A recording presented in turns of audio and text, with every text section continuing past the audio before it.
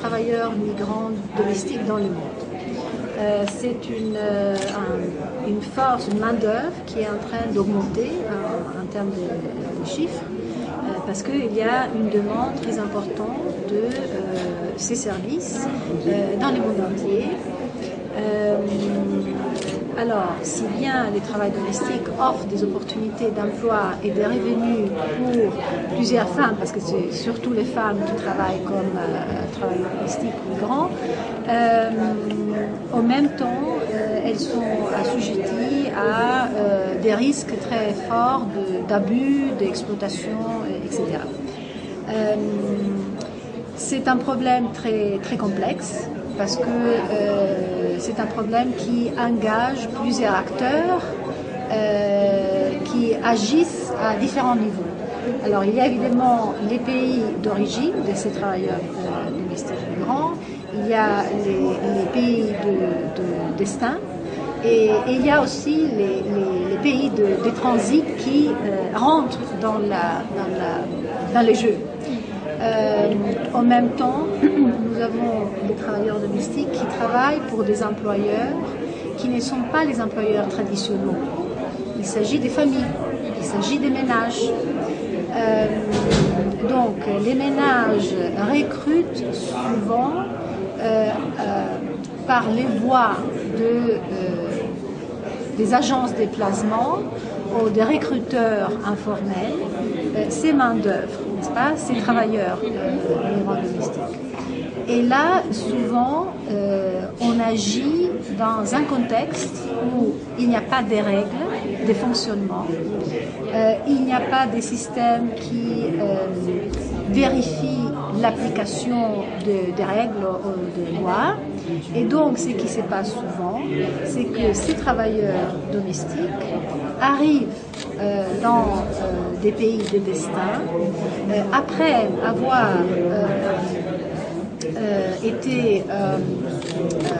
avoir payé des dettes extrêmement importantes pour pouvoir payer les recruteurs, pour pouvoir voyager au pays de destin. Souvent, avant qu'elles partent de chez elles, les recruteurs lui disent qu'elle fera un certain travail, à certaines conditions, qu'elle va gagner autant, qu'elle va travailler dans une bonne famille, etc. Et finalement, quand elle arrive au pays des destins, elle trouve que les conditions qui avaient été offertes au début ne correspondent pas à la réalité.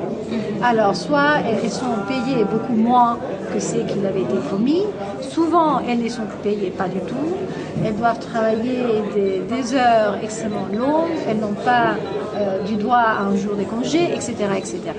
Alors, les femmes qui justement arrivent chez les pays des destins et dans une nouvelle famille s'endettent pour payer les voyages et les prix que souvent elles doivent payer aux agences de recrutement, et entre-temps, les familles, les ménages aussi doivent payer les agences de recrutement.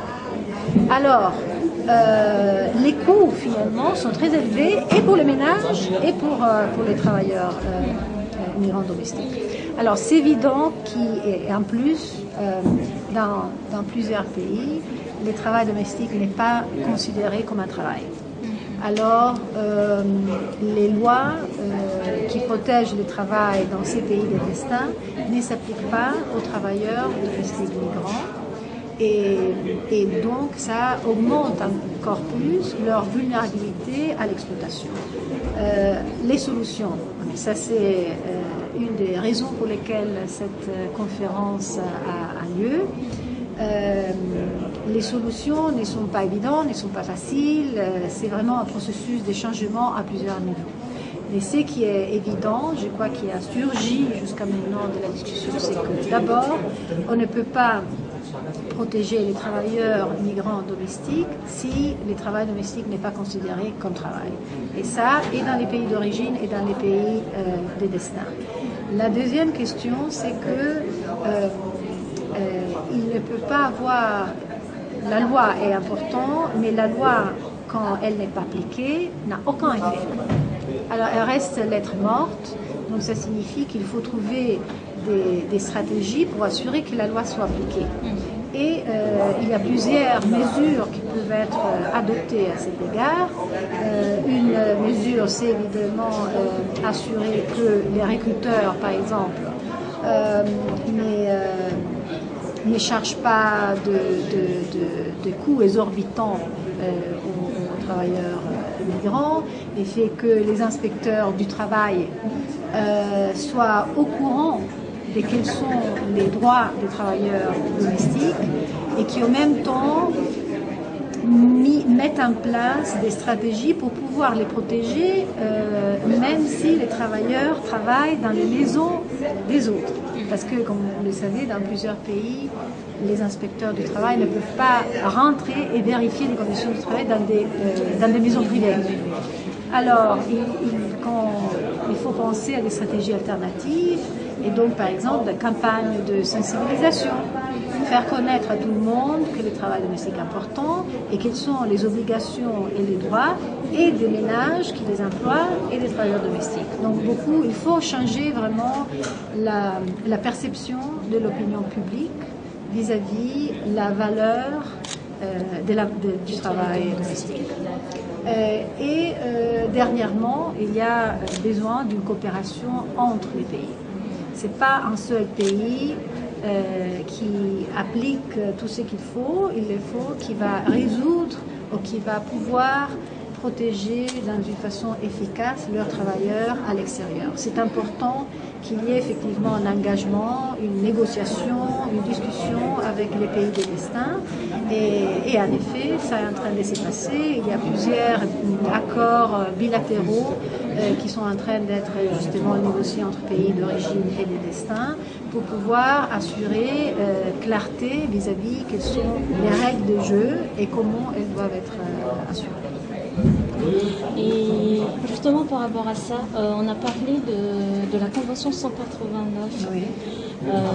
Madagascar est en train de se préparer à ratifier cette convention. Est-ce que ça prend en compte la valeur du travail domestique déjà et le salaire des travailleurs domestiques? Est-ce qu'on va établir une grille spécifique aux travailleurs domestiques ou est-ce qu'on va les aligner aux travailleurs, puisqu'on milite pour le droit des travailleurs domestiques en tant que travailleurs? Alors, pour répondre à la première question, c'est-à-dire est-ce que la Convention 189 du BIT sur le travail décent de travailleurs et travailleuses domestiques reconnaît justement la valeur de ces travails, oui.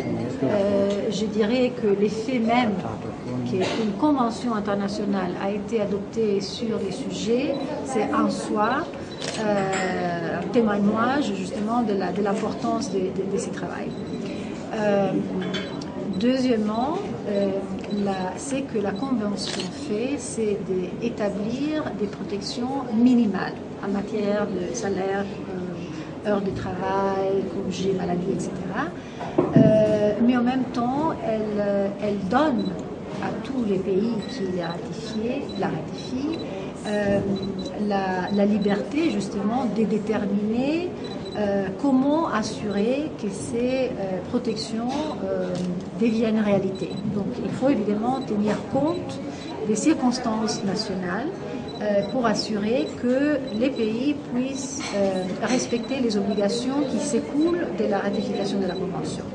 Dans les cas spécifiques des salaires, c'est que la Convention établit, c'est que là où il y a un système de fixation des salaires minimaux, cet système doit être étendu aux travailleurs domestiques. Alors, les pays, selon leur tradition et leur tradition institutionnelle, ont répondu à cette disposition de façon différente. Alors, je vous donne l'exemple, dans un pays comme la Namibie, où ils fixent des salaires minimums par occupation, ils ont décidé de fixer un salaire minimum spécifique pour les travails domestiques. Donc, en total, nous avons, je crois qu'il y a 3 ou 4 occupations dans les pays qui ont droit à un salaire minimum. Dans les cas Cap-Vert, qui vient justement d'introduire il y a un an et demi, ils ont introduit pour la première fois un salaire minimum national pour tous les travailleurs du pays, y inclus les travailleurs domestiques. Donc là, ils ont décidé de payer le même salaire à tout le monde, y inclus les travailleurs domestiques. Dans d'autres pays, dans les passés, c'est les cas par exemple du Portugal, ou les cas, je crois aussi je dis du Portugal parce que je suis sûre de ça, et le Chili. Les salaires minimums payés aux travailleurs domestiques étaient inférieurs au salaire minimal qui était payé aux autres travailleurs. Alors, dans les deux pays, ils ont décidé, dans les dernières années, de aligner les salaires minimums des travailleurs domestiques à celui des autres travailleurs. Parce que, justement, il y avait une reconnaissance du fait que, de plus en plus, les travailleurs domestiques n'habitaient, ne vivaient plus chez leur employeur, mais habitaient chez eux et travaillaient pour les ménages pendant quelques heures, chaque jour. Et alors, l'effet de leur payer moins qui avant était justifié parce que c'était l'employeur qui leur donnait à manger, les nourrissait, etc., n'était plus valable. Et de facto, quand on regardait, on a fait une étude pour essayer de vérifier quels étaient les revenus que les travailleurs domestiques gagnaient dans les faits, ça correspondait au salaire minimum payé aux travailleurs. Donc, il n'y a pas eu de révolution, il n'y a pas eu de problèmes majeurs de la part des ménages d'effectivement pouvoir payer des salaires minimums. Alors, ça, c'est justement pour vous donner un aperçu de la variété des réponses qui doivent tenir compte des circonstances nationales.